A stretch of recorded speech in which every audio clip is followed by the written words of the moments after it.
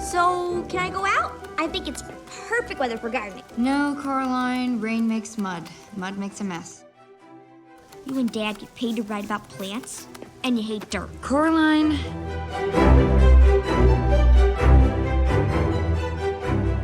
And what do you think you're doing? Well, I'm getting out of here. That's what I'm doing.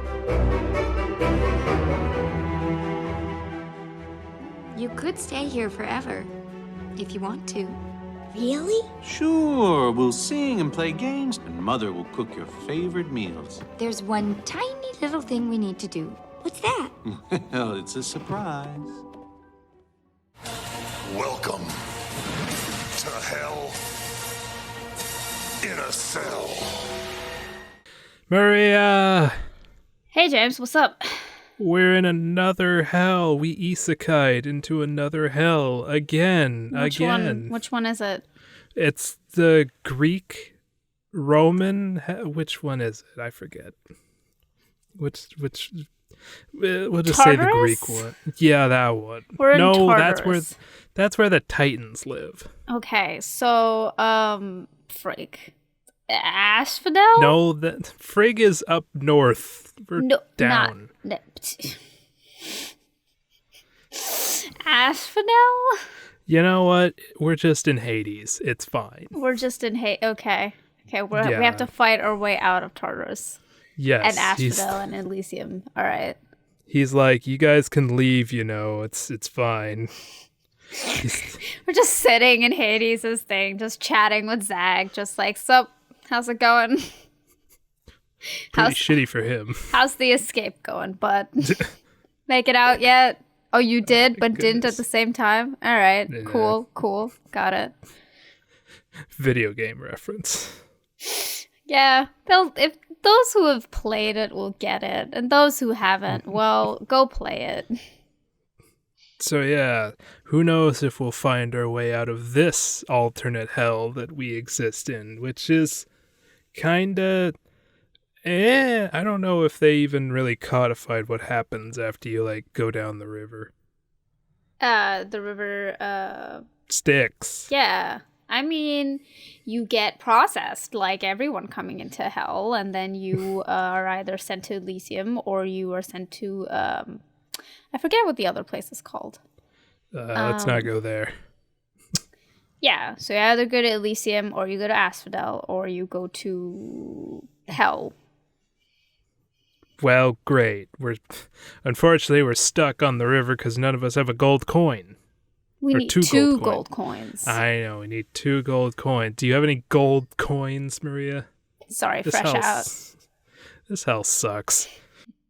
Well, you have to wait 100 years or something before they actually let you on if you don't have the money to do it. Oh my god, I ain't got that time, Charon. I know, Chiron. Right? Charon. However you say your stupid name. We got cartoons to watch because we're an animation podcast. Maybe we should just set up a tent here. Sure. What do we sell? We're not selling anything. We just set up our tent and record here. Fine. See if the shades have anything to say. Excuse me, sir. Do you have something to say?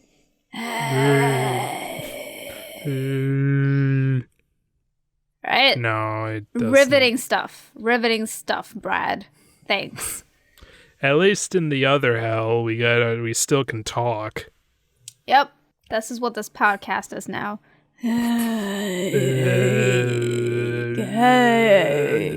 Okay, enough of that. We're an animation podcast hosted by me, James. That's Mariya. Hi. Good for you.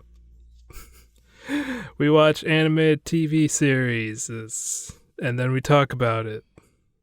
This time we watched Amphibia from Disney. The last of our Isakai month. Woo! We did it. We got through the month, Mariya. We did. We did get through the month. It was great. I loved it. It was pretty good. We're in Hades. It sucks. I mean, it's fun. We'll get out someday.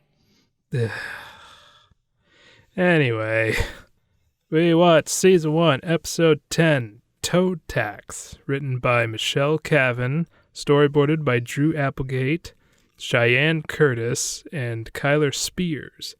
And directed by Derek Kirk Kim. Okay, what happened? All right, so in the first part of this episode, Toe Tax, we see Anne with her frog family, toad family, just, Frog family. Okay, They're frog frogs. family. Yes. Just, in town getting supplies and groceries and what was it? Beetle jerky? Right? Yes. That's what it was. Right. Yes, Anne wants some beetle jerky and is denied. Is denied the beetle jerky by another toad who steals it from her. Yes, the coronavirus has infected this town too, and you can't get anything here. Oh my god. Yeah, so the last bag of beetle jerky is snatched away before she can grab it. And everyone starts making fun of her because she's tall and calls her a scarecrow. And that makes her a little sad because, she's new here and she likes the people that she lives with, but they're all being mean to her and See, this is a feeling that you've never experienced, Mariya. Of course, no, never. I don't know what it's like to be outgrouped immediately as soon as I walk into a place. I don't know what that feels like. Anyway. I was making fun of your height. Oh. I took that in a totally different direction. Yeah, you took All it in a very different... you could take that interpretation all the way to the bank, but, I was just making a joke about how you're short. Okay, yes, no, I've never been, called freakishly tall, no. I mean, to be fair, neither have I. Good. Yeah, So, there we go. yeah. I mean, I get a lot of legroom.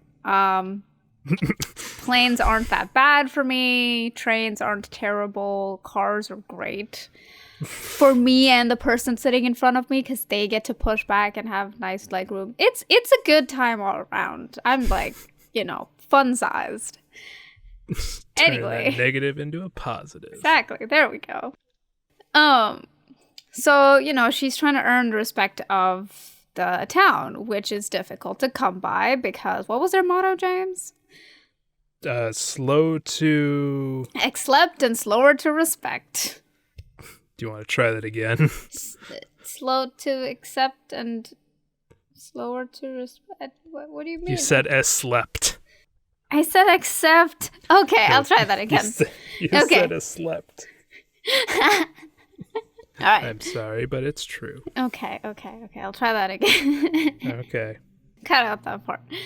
Yes, sure. Yeah, slower to accept. No, wait, no, start over. My God, this is one thing.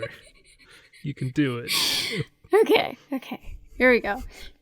Slow to accept and slower to respect. So the town There you go. is not great at being great to the people that live here that are new. And while walking to their snail ride, they find that the mayor is making a statue in the middle of the square, and they don't really know why. But they're like An ugly statue. Yeah, it's an ugly statue, and they don't know why it's happening. But they're just like, eh. Right. When they see sort of these toads come in from Toad Tower, is that what it's called? Or is it just Yes. called the tower? No, it's called Toad. Oh, no, it is just the tower, isn't it? Yes, it's the Yes. tower. Okay. Might as well be called Toad Tower. Come on. I know, right? Yeah, so they come from the tower and they're here to collect the taxes from the town because apparently they didn't receive any taxes, and so they and Anne is curious to see who they are, so she kind of goes up to them and has a fight with them, and they're like, "Ooh, you're weird looking, but also you can swing a racket." So, A tennis racket. yeah. Hell yeah. Those things hurt. As someone who has hit myself with a tennis racket before, those things hurt. How do Anyway, you hit yourself with a tennis racket. I am a disaster. All right, just let it be. Fine. Anyway, Yes. so yeah, they basically offer her to be part of their quote unquote gang.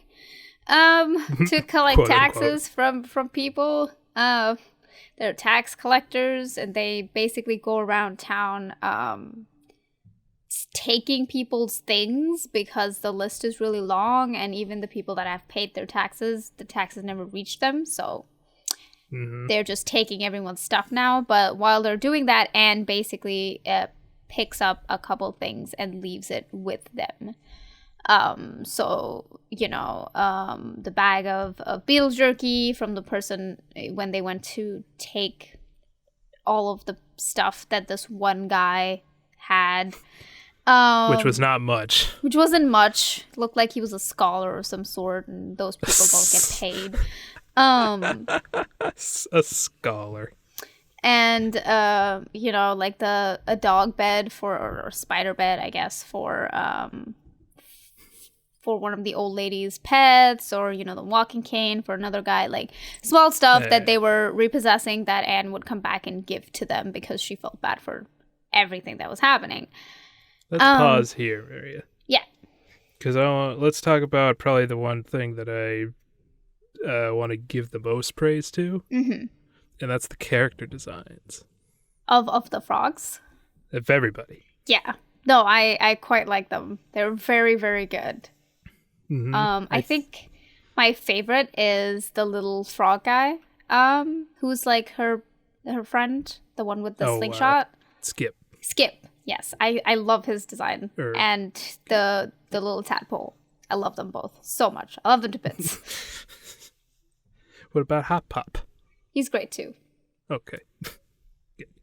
Yes. Whereas like the Owl House is kind of, and to a lesser extent Infinity Train, it's kind of a mishmash of a whole bunch of stuff. Yeah. Amphibia it has a definite theme, which is frogs and bugs. Exactly. Like that, I think that is why they were able to flesh out the character design so well, because like in Owl House, they were supposed to be like a bunch of different magical things in one place, so it was just kind of like a frenzy happening. And with which is fun. Yeah, which is fun in its own self. And like in Infinity Train, it was like depending on what car they were in, it would change. And then therefore, and because it was a corgi car, we saw a bunch of corgis, but there's only so much character design that you can do with corgis, right? Yes. Do they have yellow fur or do they have brown fur? Yeah, and like, do they have a large white patch or 4 small white patches? Nobody knows. It's like there's limited stuff that you can do with them, so it feels kind of flat. But again, yeah, with Amphibia, they look pretty cool. I quite like the distinction between like the toads and their like darkish skin tone and color palette, and like the frogs with like some of them are green, some of them are different shades of green, but there's some of them that are brightly colored, and that's pretty cool. Everybody has a very definite silhouette on them. Yeah. The toads are much more, you could tell a toad from a frog. Yeah. By their silhouette. Yeah, that's true. I think I also really like they have accessories and stuff on them. You know, like the one, like the frog that runs the tea shop has like a little dress, and like the grandma has, you know, stuff that is associated to a grandmother, or, you know, the guy with the walking cane has glasses and stuff like that. Like they have accessories, and they have like individuality. Even though they're basically background characters, which is great. Yes. They put a lot of effort into, well, I mean, there's a limited amount of characters in the show. Right. Like, you basically got to see most of them. Right. But I mean, it's still like at least maybe 10 or 15. And, I mean, yeah, you know, they put a lot of effort into making sure everyone was distinct and recognizable, like, at a glance. Yeah. Like, you could tell, okay, who's this one? Oh, they run the store, or this one runs the tea shop, or something like that. Yeah, and that's kind of like, it's an interesting sort of small town vibe, too, that they managed to maintain with that, because it's not a big city, right? So you don't, like, again, with Owl House, it's supposed to be this big, you know, university, academia sort of situation where there's so many people. So, you know, you can only design so many characters, right? But like with Amphibia or with this particular town, it's like a small town. So you know everyone, and therefore in sort of within the show too, you know everyone, even as in the audience, because it's a small town and there's only so many people that are in a small town. There's the guy that runs the store, there's the guy that runs the tea shop, there's the girl that runs the, you know, whatever. There's the old grandma that knits stuff for everyone every Christmas. You know, like, you know everyone and their mom, and it's fine. Yeah, I think what most people don't think about when they watch shows is that you have to pay somebody to design all those characters. Yeah. You had there's a dedicated character designer who usually comes on the project, and they're there to make background characters. They can make the model sheets and all that, or they help make the model sheets. Right. So you have to design the characters, make the model sheets, and send them off to, you know, to the studio, to the animation studio where they are referenced, and, you know, they have to be very precise, and you have to make sure there are clear instructions about, like, how does this character move? How does this character, you know, a lot of different angles. It's a lot easier in the digital era, obviously, compared to the, like, 80s and 90s, where you had, like, you have to send in through the mail physical model sheets. I'm sure fax machines were available but weren't up to the task. So I'm pretty sure you had to mail them through the mail all the way to Korea or wherever you were animating. Amazing. Yeah. So yeah, character designs are very important, and Amphibia nailed it. They did a pretty good job. I quite enjoyed the characters. So anyway, yes. When it comes down to collecting tax from Anne's sort of family, I'm just gonna call them her family now. I'm sure they've just adopted her at this point. She basically loses her shit and fights them all. And loses, clearly, but the townsfolk see her trying to sort of do this and come to her aid. And then Skip shows up and is like, well, so you remember those taxes that you didn't get? The mayor stole them all and hid them in this ugly-ass statue. Shock of shocks. Yeah. And then the mayor makes a bunch of jokes that are very relatable today, and then gets chucked out of town, basically. And you know, the toads take the taxes but are not very happy anyway, and return the townsfolk's stuff to them, and they just kind of leave, go to the tower with their money in tow. And Anne earned their respect. Yep, and earned their respect. Woo! Woohoo! Do we want to, like, give our thoughts on this part? Yeah. Yeah, let's do that. I like this episode. I enjoyed it. You laughed a lot. I did, yes. There's some great jokes. There's some good jokes in there. Hold on. I think I have something over here that which one was it? Oh, dear. Flirting with death. Also, they called Anne a scarecrow, and I found that really funny. There's Skip running off to solve the mystery, and he's like, use the door. Yeah, and he's like, no. No. Never. I wish that he would have at least come back and, like, closed the windows afterwards. That would have been funny. That would have been polite. Yeah. What are you teaching kids? Yeah. Not to be polite and all that? Yeah, jump out the window, but close it afterwards, you little shit. All the draft's gonna come in. You think the money, you think energy just doesn't cost any money? You think money grows on trees, huh, kid? Close the damn window.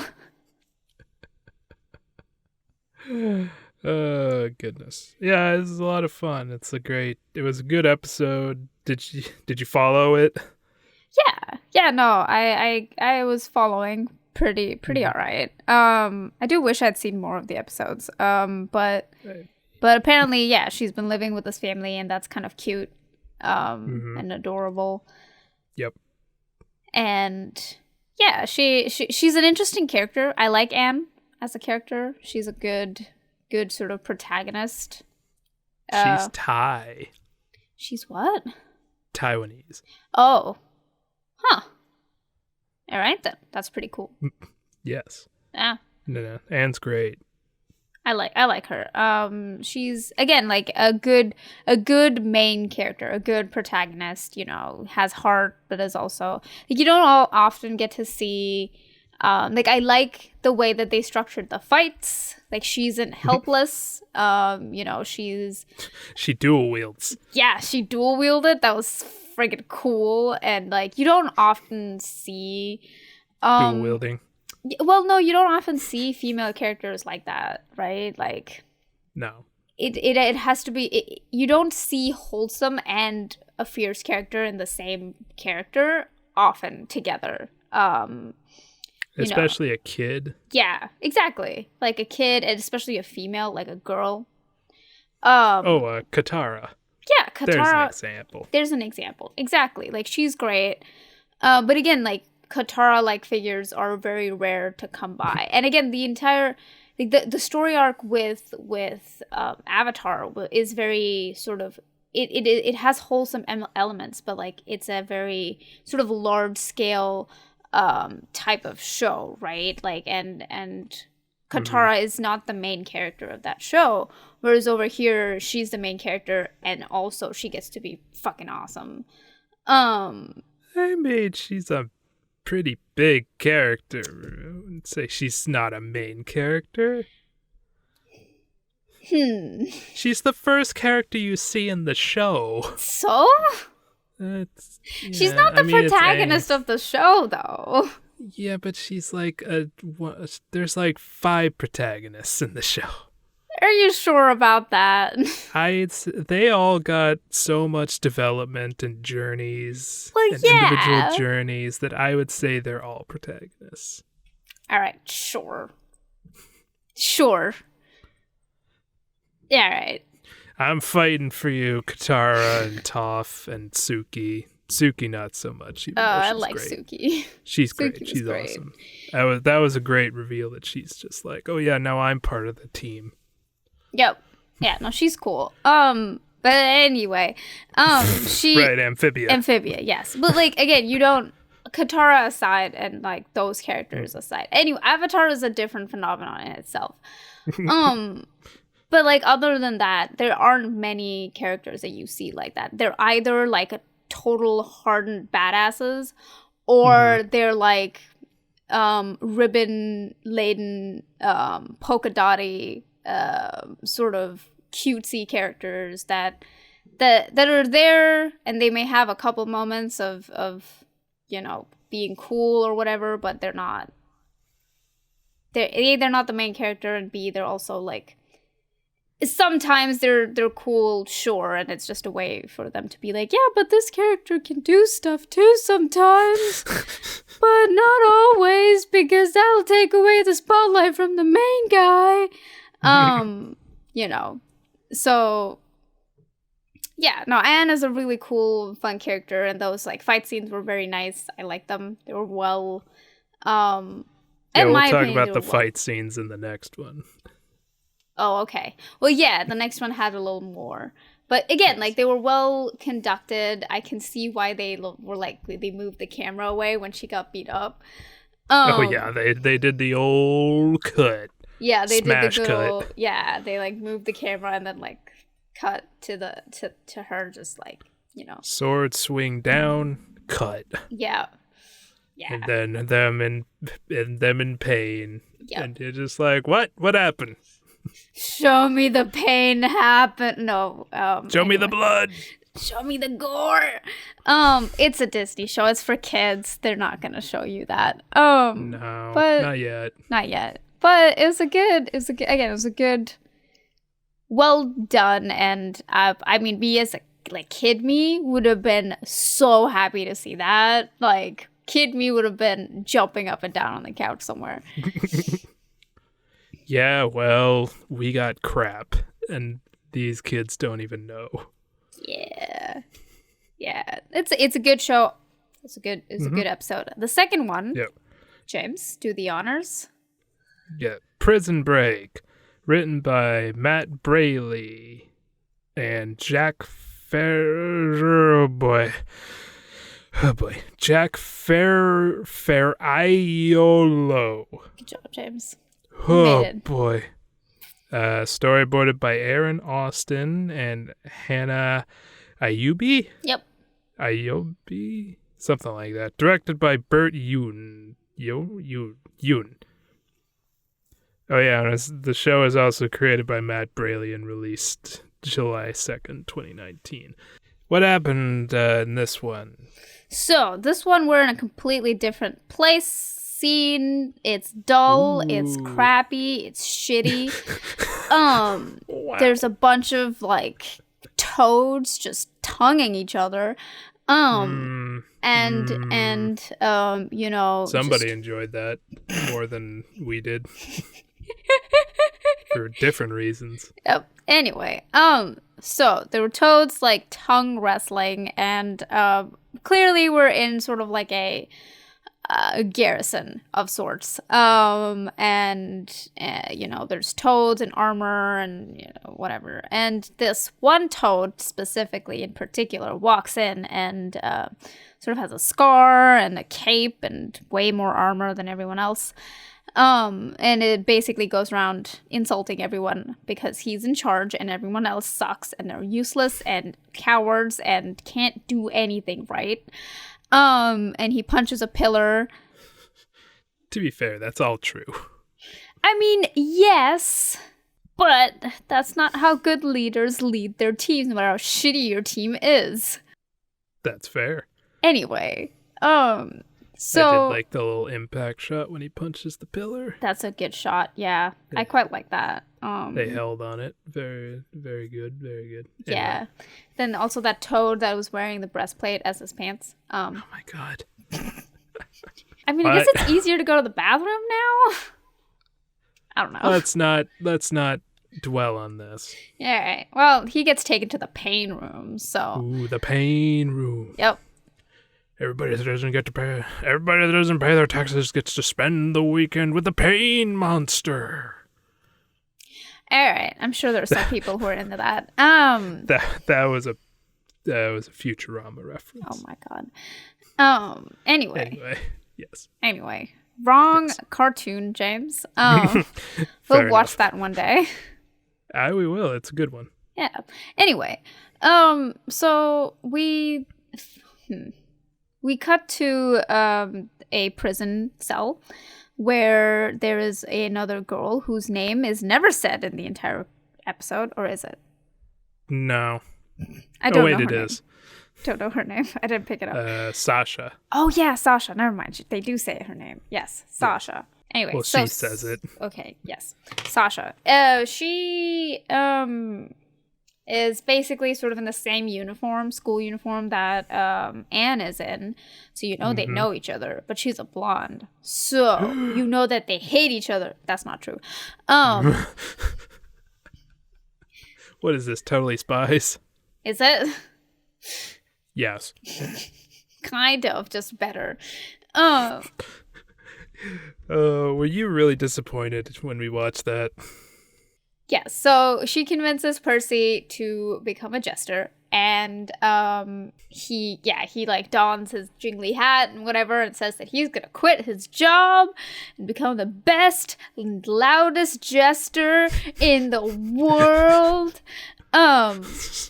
And I forget what the leader frog's name is, but he comes in and oh shit, what's his name? Captain Grime. Anyway. So Captain Grime shows up, and Percy basically hands in his resignation by running down a bunch of tower stairs because he doesn't want to get hit. So Captain Grime comes and basically tries to pester Sasha for more answers, but she doesn't have any answers because she came here and she doesn't know how, and just wants to go back to her friends. And Grime's like, "No, wrong answer. You have to give me something more." And she's like, she was like, nah. Yeah, basically. And has somehow made friends with all of the people that have guarded her and somehow convinced them that they should stop guarding her. And is sort of this very sly, manipulative person. Because she's blonde. I mean, that's a trope that I'm kind of tired of, but it's fine. So, Grime is trying to grill her, and they see that they're interrupted by another toad who walks in, and she's like, "Sir, we have a problem," and she takes him up to the tower, and they see a couple of birds. And herons specifically. Yes, specifically herons that eat toads. And so they Grime has everyone, put down the torches and like be very quiet so that they don't come attack the tower. But since Percy quit, he walks out in full gear in a one-man band and just freaking entertains the hell out of those herons, and they want more. So when he runs back into the tower, they're like, "Who turned off the music?" and run after him. And break into the tower. Describe these herrings. They're horrific. Horrific looking. Yes. That's kind of the weird juxtaposition in the show. It's like the little twee cute frog characters and everything else is horrifying. Yeah, the entire world is horrifying except for that little village somewhere on that lily pad shaped island. Mm-hmm. Anyway, so they attack. And like the colors in this area is so different from the village. Like the color palette is like all dark and dull and just not fun. Rust colored, I would call it. Yeah. Yep, it's a rust color and like grime colored. And I have to say, like, his glowing eyes are a good touch.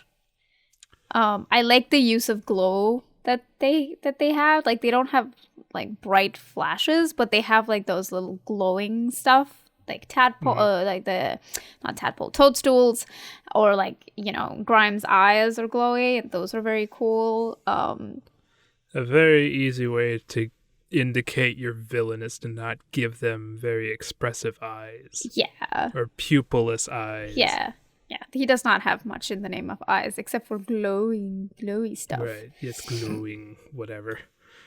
Yep. So anyway, Percy leads the herrings back to the castle, and which leads to Sasha sort of fighting them and then also escaping them, and then helping Captain Grime find out that if he's nice to his subjects, that they will do more for him, and sort of teaches him how to give compliments to his people.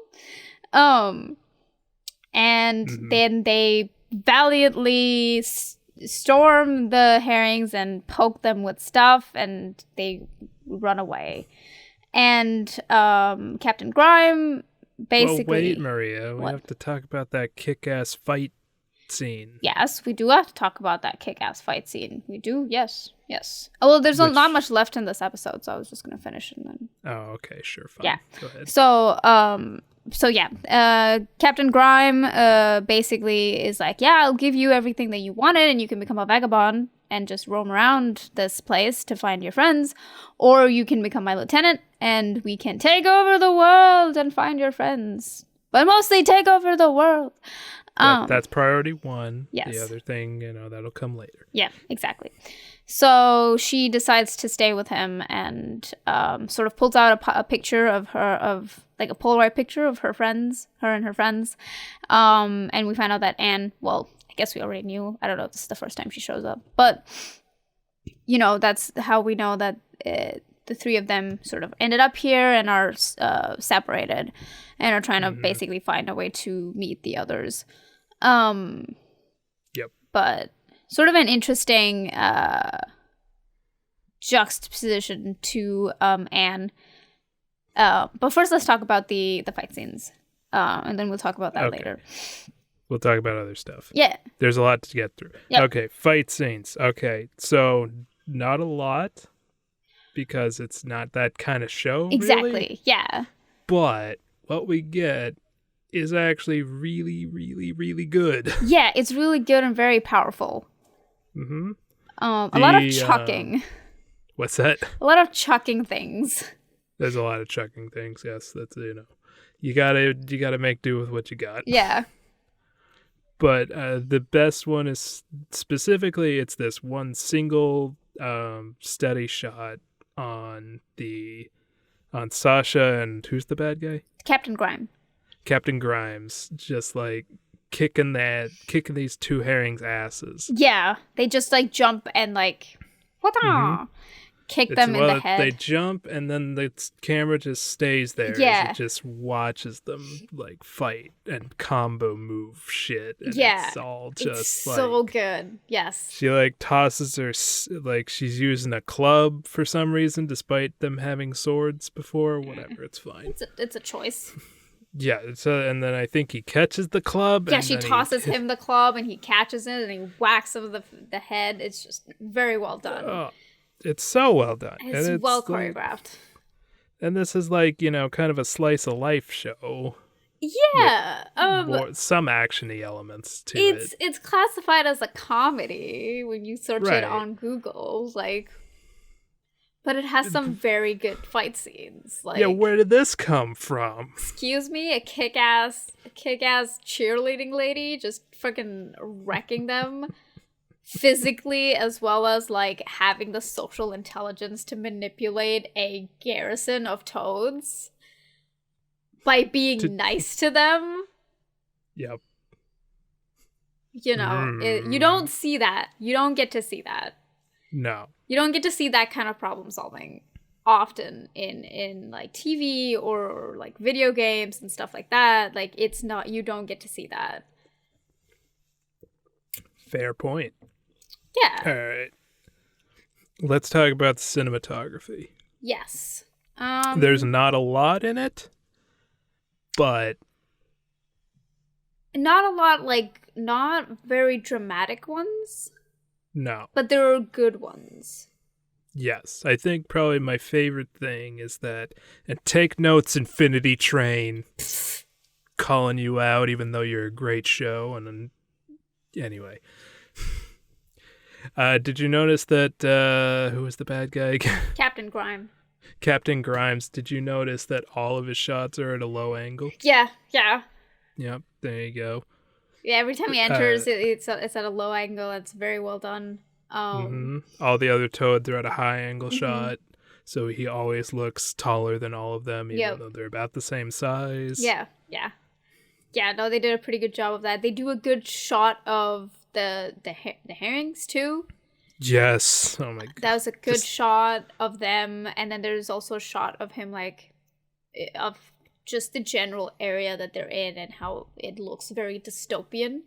So in the scene when he's trying to convince Sasha to join him, you can see in the background, the way that it's positioned, they're both on the sides, and you can see in the background just dystopia and just just not a very fun place to go out and hang out and traverse through, right?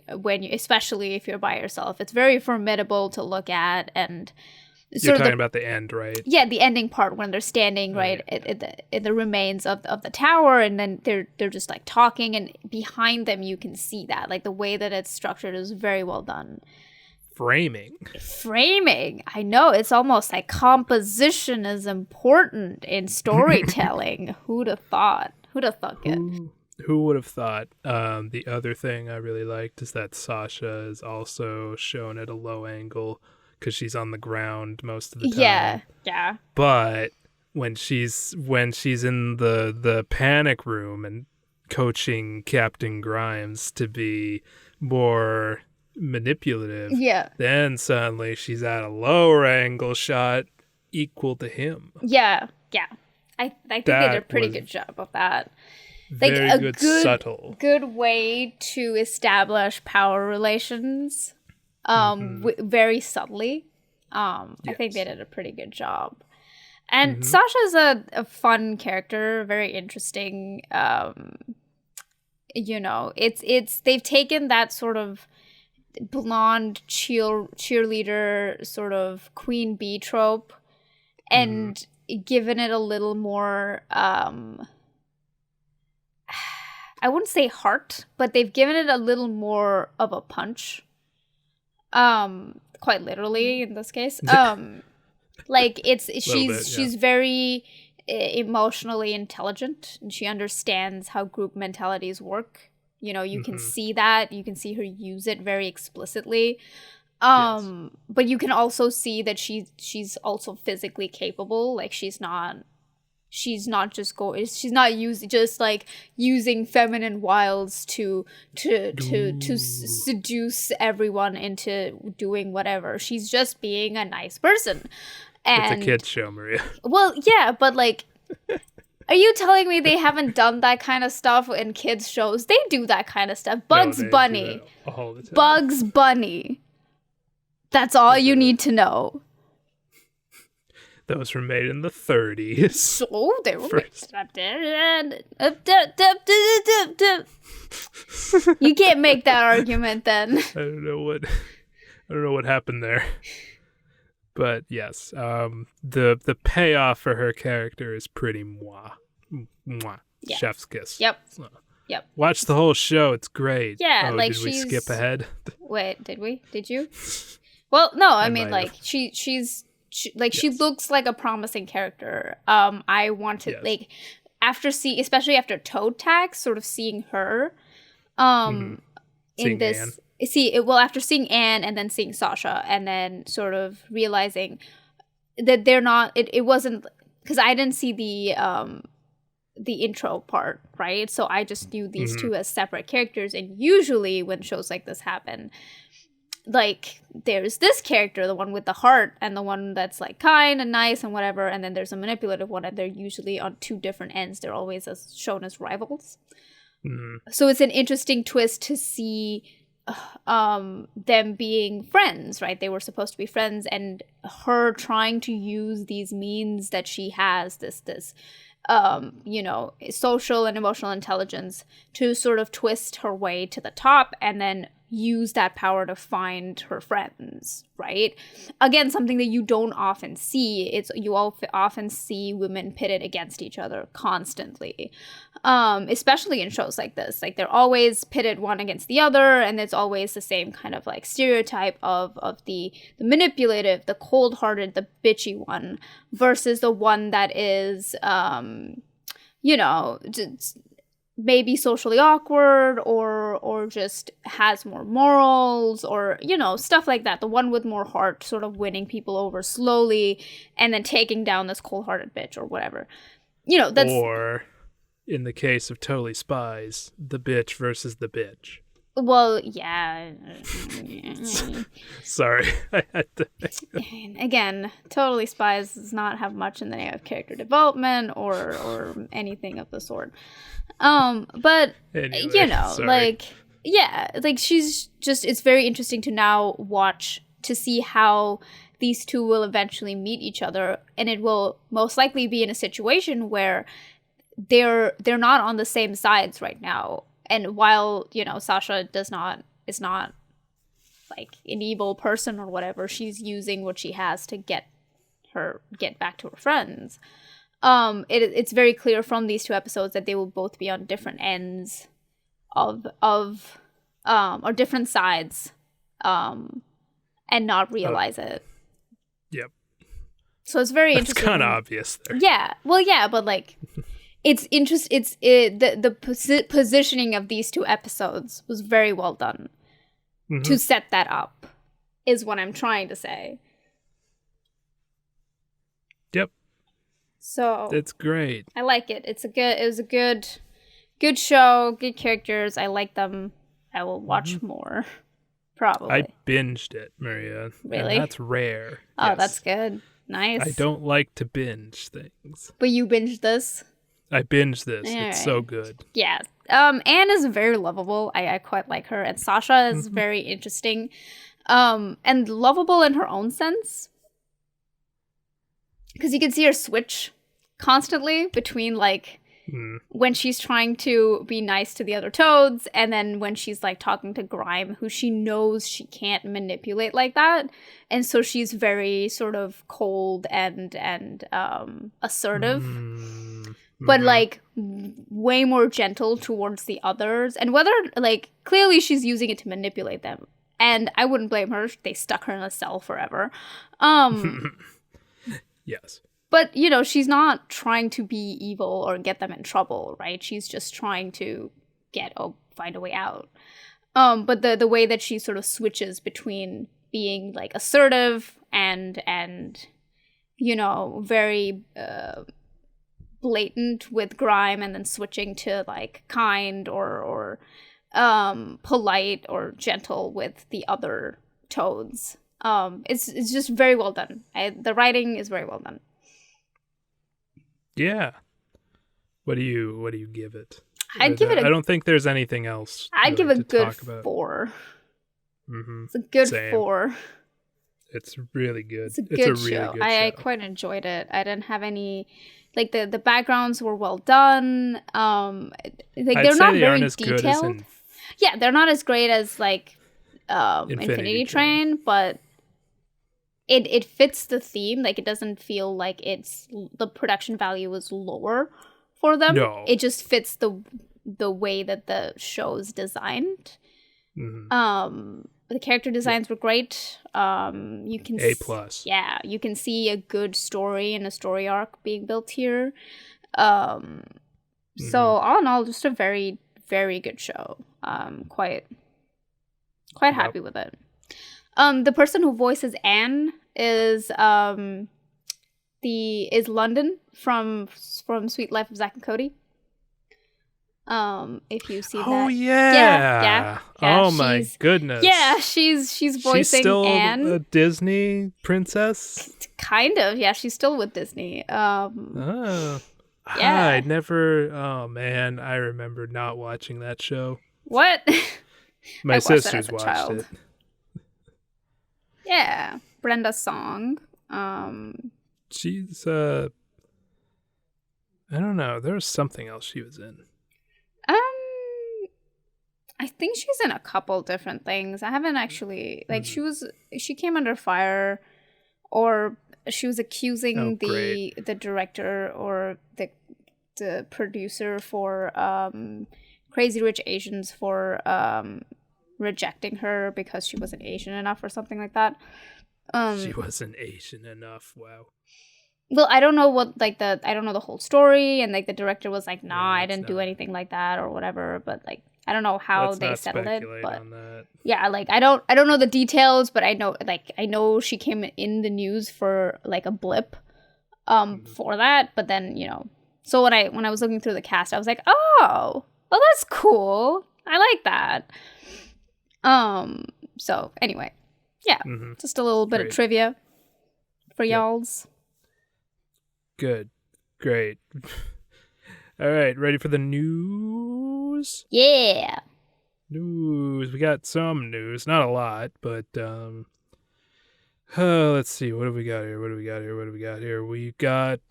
what do you want? Do you want the big news, the weird news, or just the kind of dumb news first? Let's go dumb, weird, big. Dumb, weird. Okay, so all right, dumb news. The Asylum has put out their mockbuster of Pixar's Onward called Homeward. Okay. Do you know who Asylum is? No, I do not know who Asylum is. Okay, they're this weird studio that puts out fake, or not fake, but like knockoff movies of big budget movies. I don't know why they're still in business, because like nobody buys DVDs anymore. I see. The thinking was, Mariya, here's the thing. They put out, so you got like Transformers, the movie. They would put out Transmorphers. Okay. And old people would buy them for their grandkids, thinking, oh, that's the movie that little Billy liked. I'll get it to him for his birthday. Oh my God. Then these kids would get these shitty knockoff movies, and they would be like, thanks, Grandpa. It's exactly what I wanted. Oh my God. So yeah, they basically were just there to trick old people into buying them for their grandkids. Amazing. But nobody buys DVDs anymore, so why are they still doing things? I guess they're putting them on streaming services and tricking people into watching them. Amazing. Yeah, so that's Asylum. They put out Homeward. Oh, I see. It's garbage because it's all really, really, really, and I mean really cheap animation. All right. Super, like the cheapest you could go. Anyway, that's about that. All right. Why are you still here, Asylum? Go home. You're drunk. God damn it. The dumb news or the silly news next? Yep. All right. The critical consensus for the new Harrison Ford movie, The Call of the Wild, is out, and critics are saying that the weird CGI dog is weird and creepy, and nobody liked it. Weird. Have you CGI seen this? dog. Have you seen this, Mariya? No, I have not. Oh boy. Okay, you got to see this. Okay. Go look up the Call of the Wild trailer. Okay. It is a sight to behold. Could be worse. Oh, it's so bad. Could be worse. How? I don't know. How? It could be worse. It just feels like it could be worse. How could that be worse? That is a far, far, far cry from Gollum. That was a guy in a mocap suit, by the way. Oh my God. Harrison Ford had to pet a guy in a mocap suit. Of course he did. It's just awful. Like, we talked about this with Monster House. We did, The yes. limitations of mocap. Yeah. So, yeah, I don't want to rehash that, but yeah, this is just such a far cry from Gollum and Andy Serkis's work. Yeah. Yeah. And I see what they're going for and what they're trying to do, but I see it. We just don't have the technology yeah. or the ability to I don't even think that would work even. Just make an animated movie. Yeah, I don't know why they keep trying to do this. Like, it's not like Disney hit the jackpot by doing that. That people are like now doing it too. Just stop, please. God, find something new to tell us. Jesus, just stop. Go home. Get some help. All right. Probably the biggest news we've got, and maybe a portent of things to come, is that Universal Studios is going to be releasing their new movie, Trolls World Tour, which is an animated movie. Okay. Have you heard of the Trolls franchise? Yeah, the weird, like, little trolls that are brightly colored and have spiky hair. Those guys, right? Yes? Yeah. Yep. They've had 2 movies, I believe, so far. Okay. And this is the 3rd one. Okay.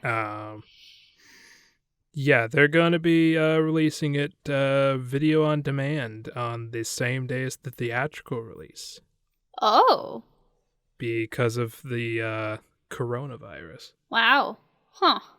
Which might be the first step towards the death of theaters. Yeah. Yeah. And there are a few emotions with this. I'm not a big fan of theaters, personally. Right. I don't really like them. They're a racket, honestly. Right. But, there are a few movies that are improved by a theater experience. Like, I watched Guardians of the Galaxy, which was really fun in theaters. Seeing it with friends is fun, but then again, we watch movies together in the comfort of our own homes, which I think is much more fun. But yeah, this might be a trend that could continue until basically theaters are just relegated to a few. Well, the prevailing theory, Mariya, is that Disney is going to buy up all of the theater chains. And so the only movies you will be able to see in theaters are Disney movies. I don't like that. No, it's really bad. But that's kind of where the trend, that's where people are seeing, since like Disney's trying to have a movie out at like almost every month. Oh, God. And they are dominating the box office with their movies. I mean, I understand the appeal of movie theaters, and I don't mind them. They're just too expensive for something that you can watch at home a few months later. Like that's the basic problem behind movie theaters, isn't it? That Right. it's movie snacks are too expensive. Oh, God, and tickets are expensive. Like if I'm paying $15 a month for Netflix to be able to watch any fucking movie that I want, whenever I want at the comfort of my home, then why would I go to the theater? That means going out, and that means, transiting or driving or getting together with people. Like, yep. And that's why that's too expensive. Like that is, again, I pay a month for like 1,000 movies that I couldn't even watch in a month, versus the same amount of money for a movie that I get to watch once in a theater. Mm-hmm. And again, surrounded by a bunch of people who you hate. Yeah, and I like theaters. Like, I don't dislike them. They're just not worth the cost. I think, yeah, that's probably the big thing for most people, is that they are not worth They're not worth the cost. I mean, they tried to bring people in with the 3D gimmick. Yeah, like especially like we're a far cry away from the days of when you had to go to the theater because the VHS copies of your movies are shit. Yeah. Because people had tiny televisions that couldn't even show the whole movie. Exactly. So now we've got giant flat screen TVs and surround sound, Dolby Digital's in the home, baby. Yeah, and again, like the people that, so the thing is that theaters don't understand that their market is not rich people. It's not people that have that disposable income, because those people can just afford a giant TV and a surround sound stereo system. So if they want people to come watch movies in a place like that, then they have to lower prices, because the kinds of people that are going to go watch movies are people that maybe don't have that in their home and would be more than willing to pay like $5 on a weekend to go watch a movie, but not $15. That's bullshit. Or university students will go watch movies because that's a way to go hang out with friends, and it's an opportunity to socialize, and you could work with that. But $15 for a ticket is not what someone's willing to pay for that. Like, they might as well just all pitch in, get a projector, put up a sheet, and watch it like that. Get someone to get their Bose portable speaker, hook that up, and you're good. You're golden. They don't need a friggin'... Yeah, they don't need that no more. You could just pitch in and get a projector. Do it that way. Do it at someone's house. Yep. I mean, the big problem with that is that the theater's margins are so slim because they get gouged by the studios like Disney. Yeah. So Disney's cut, I believe, is a lot higher than most other studios. Mm-hmm. And so, but Disney movies are the most popular, so you've got to show, you have to have them show in all 4 of your nice theater screens. Exactly. And you have to get in a lot of people because your margins for profit are so slim because Disney's taken such a big cut. Big cut out of it. Yep. Mm-hmm. Yeah. So, yeah, I mean, but also theater chains are awful. They are. I understand the predicament that they're in. And I know that the entire sort of theater industry is kind of messed up and needs something to shake it up if they want to survive. Right. But nobody has really come up with an idea that sticks with something like that. Like, I guess something that I can see is having different movies be priced differently for tickets. So if it's like an indie movie or something, you price it lower so people that are just looking for something to do would just pick up a ticket and watch something new just because it's cheaper. Something like that. Yeah, nobody's going to pay $10 to see Beale Street Can Talk.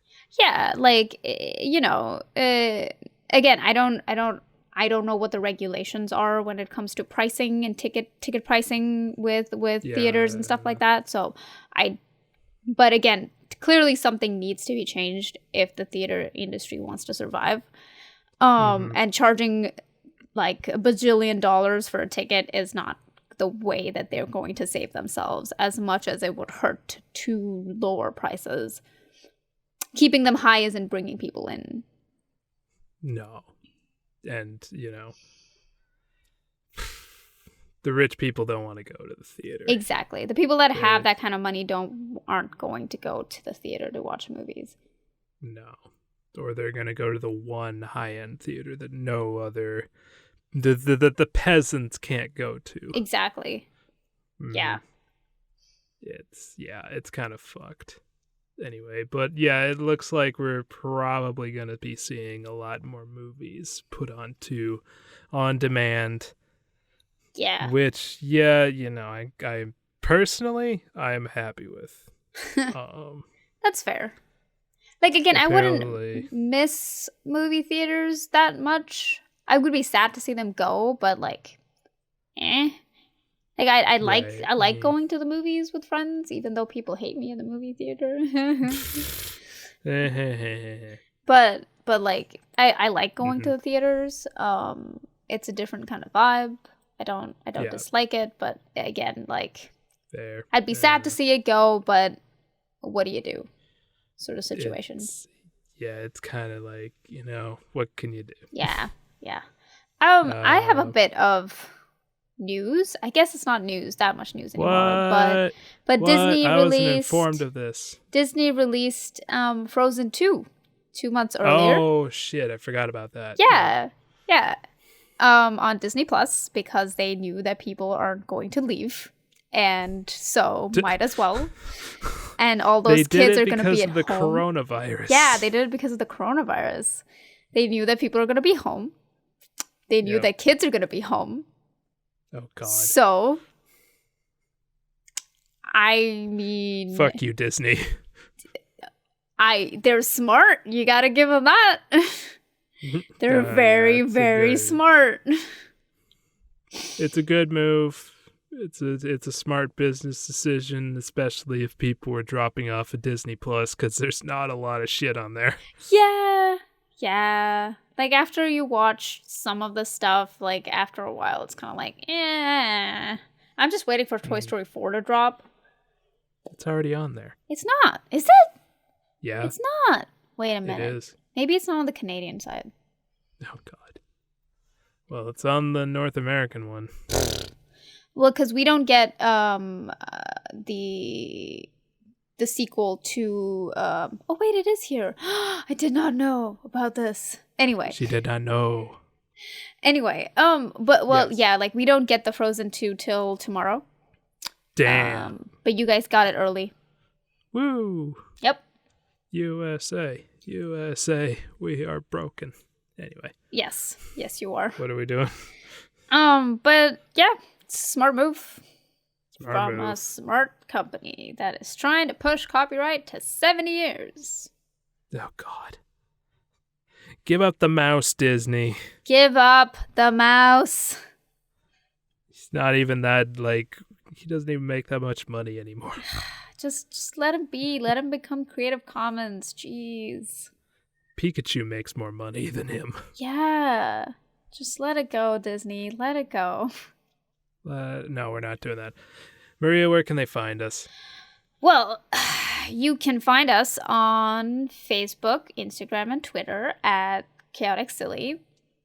Or you can also leave us a like or a comment if you're listening or watching us on YouTube. Or if you're listening to us from Apple Podcasts, you can leave us a review. Or if you're listening to us on Spotify, you can follow us. And if you're already following us, thank you very much. And if you particularly enjoy our work, you can give us $1, and for $1 a month, you get our exclusive Patreon podcast, Movie Night in Hell, where James and I talk about animated movies instead of TV shows. And those episodes are a little longer, so if you like torturing yourself, then what is wrong with you? But also, welcome. What do we watch?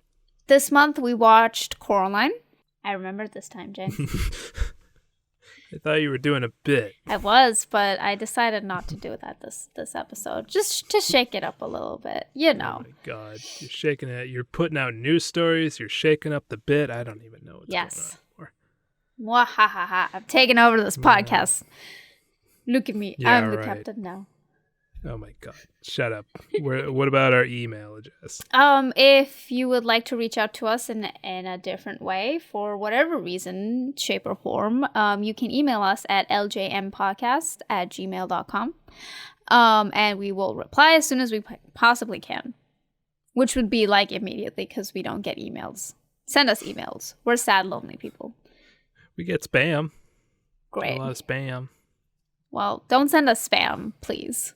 Yeah, we don't have any money to give to any Nigerian princes. We really don't. Please don't. Anyway. Please don't. Yes. That was Isakai month. Yeah, Isakai. Oh yeah, we got it. We were gonna rank them. We were? All right. Yes. How do you rank them? I mean, like in terms of like the show quality overall, like Amphibia is the best. Yeah, I like Amphibia. And then I want to say Owl House, and then Infinity Train. They're all really great, but yeah, it's a narrow margin. Yeah, it's a very narrow margin. Like I would totally watch all 3 of these shows because they're great. Yes, and you should. Yeah, but Amphibia was spectacular to watch. Mm-hmm. Very good. It was very well done. Which isekai would you like to live in the most? I think Outhouse. Yeah, same. Getting to do magic and shit? Come on. Yeah. Hell yeah. I want to do magic. Hanging out with demons and shit. Hell yeah. Hell yeah. Ida's a great weird mentor. Love it. Yes. 10 out of 10. Totally who down doesn't for the teach? crazy kook teacher. Love that. Cool. That was Isekai month. That was fun. Woo! We'll never do it again. Because Lies. the other isekais are all shit. I suppose so. I mean, yeah, no, you're right. Tell me I'm wrong. You're not. You're not at all. Western isekais are better than Eastern. Wow. Wait for the weebs to come at your doorstep with pitchforks and torches. Come at me, losers. Oh my god. Calm down, James. Jeez. Well, God, we watched 3 isekais at one after another, and they were all great. Yep. There was no sexual assault. Yep. There was no jiggle physics. Thank there was God. there was no slavery. Good God. There was no male power fantasy. There was no there was no subservient women. Jesus. Yep. That was nice to see. Yep. So I believe that the West has a check mark on the scoreboard for that. Yep. I suppose so. I suppose you're right. There has to be a good Eastern isekai, James. There is. It's called GGO. Oh, yeah, of course. We discussed this. Yes, we did. We did. That one has everything we watched here. Yep. Except for frogs. Does not have any frogs. No, it does not. Not that I remember. But it has a girl It has her learning about herself and growing as a person. Yep. It has cool fight scenes, decent backgrounds. Not that great, if I recall, but They weren't terrible. They I weren't like them. terrible, but they weren't like the level that we've been seeing. That's fair. Yeah.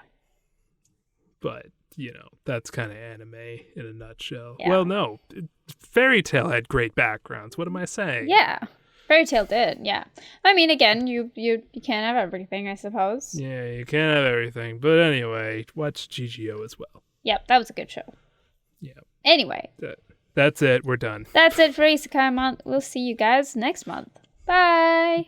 Move out of my way. I'm getting out of this stupid hell and going back to our hell. God damn it. All right. Shut up, Karen. His name's Karen now. Whose name's Karen now? Chiron. The boat guy. Okay, sure. I'm taking it. I took his boat, Mariya. Oh my god. Give Karen back his boat. That's too late. Come on. All right. We're going back to Christian hell where we belong. All right. Virgil, come find us.